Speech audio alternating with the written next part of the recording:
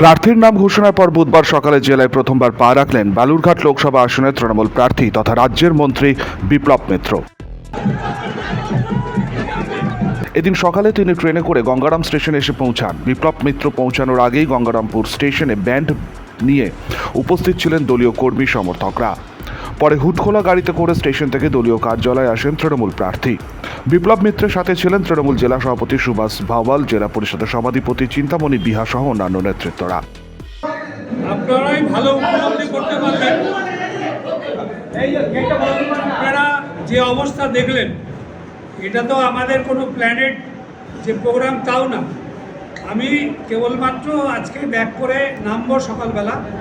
এইটা জানবার পরেই স্বতঃস্ফূর্তভাবে চারিদিক থেকে যেভাবে তৃণমূল কংগ্রেসের সমস্ত কর্মীরা এবং তার সঙ্গে সাধারণ মানুষ উৎসুক নিয়ে যেভাবে আজকে স্টেশনে উপস্থিত হয়েছে হাজারে হাজারে, এর দ্বারা প্রমাণ হয় যে মানুষ চাইছিল যে এই লোকসভা কেন্দ্রে আমি প্রতিদ্বন্দ্বিতা করি এবং এখান থেকে যাতে লোকসভায় একজন মানুষ যেতে পারেন যিনি আমাদের জেলার মানুষের কথা বলবেন এবং জেলার মানুষের বিভিন্ন দিনের যে বঞ্চনা, সেই বঞ্চনার ব্যাপারটা নিয়ে পার্লামেন্টে সোচ্চার হবেন এবং কেন্দ্রীয় সরকারের কাছে আমাদের এই এলাকার মানুষের সার্বিক উন্নয়ন নিয়ে তিনি কথা বলবেন, দাবি করবেন।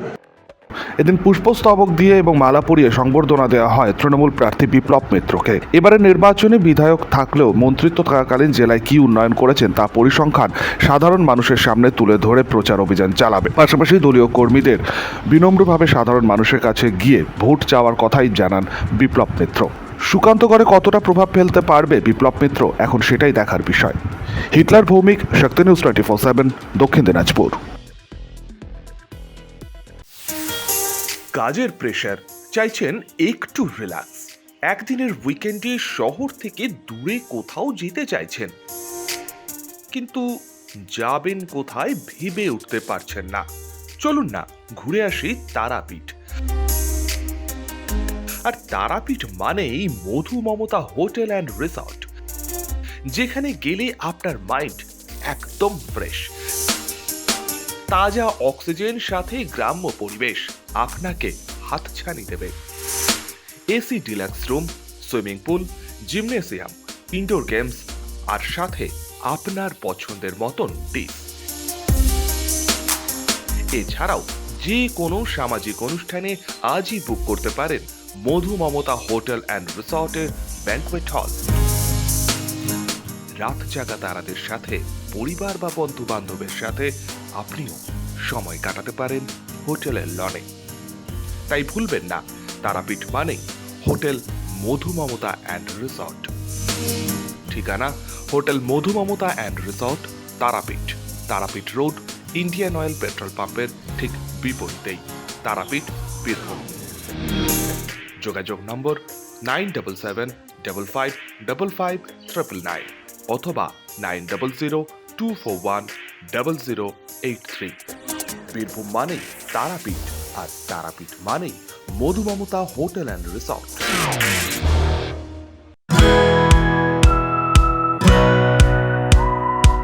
খাই খাই করো কেন এসো বসো আহারে, খাওয়ার আজব খাওয়া ভোজ কয় যাহারে। ভোজন রসিক বাঙালির খাওয়া দাওয়ার সেরা ঠিকানা মানেই শের ই বেঙ্গল।